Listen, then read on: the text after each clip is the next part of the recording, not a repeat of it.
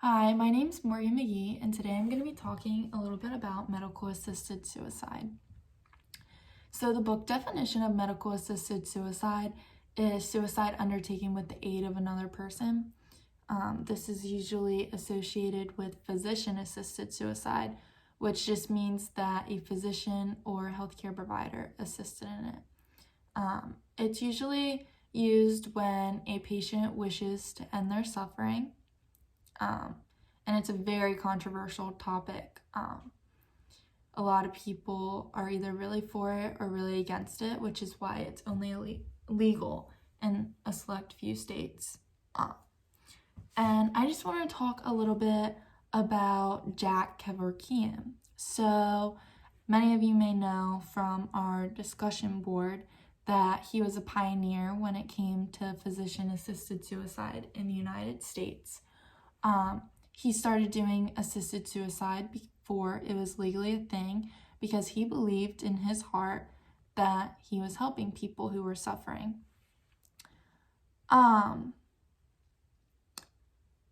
He was believed to be crazy for his views, but he believed that physicians were responsible for relieving the suffering of patients, even if that meant allowing patients to die. He had an interview that we all watched during class on CNN, and he believes that going to the doctor for anything is the equivalent to asking for help to die because both intervene with God.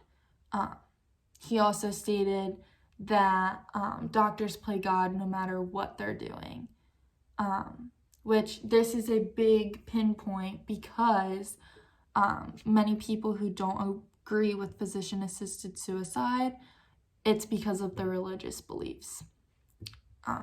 So now I'm going to go into why people believe or why it is believed that physician-assisted suicide is wrong.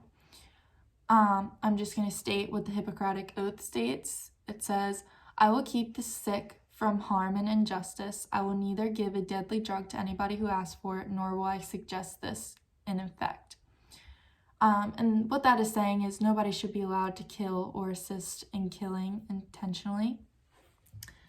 A lot of people believe that it is wrong because it leaves the weak and vulnerable to thinking that it is the only way out, like believing that dying is the only option.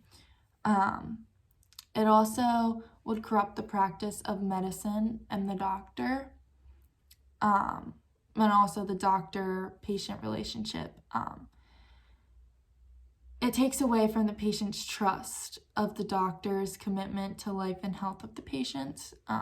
It also makes tensions between families worse because some believe that elders are a burden and they may just believe that they should just be gone and not have to worry about it. It also brings in the question of people who live lives that are no longer worth living. It is believed to be an easy way out, but not necessarily the right way. Now I'm going to go into why people believe medical assisted suicide is right. The thought is that it's respecting the patient autonomy.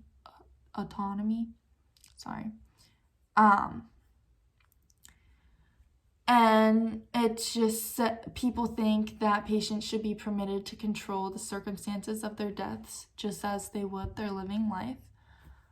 And people argue that you should just relieve the suffering and that it is inhumane to let those who are suffering suffer.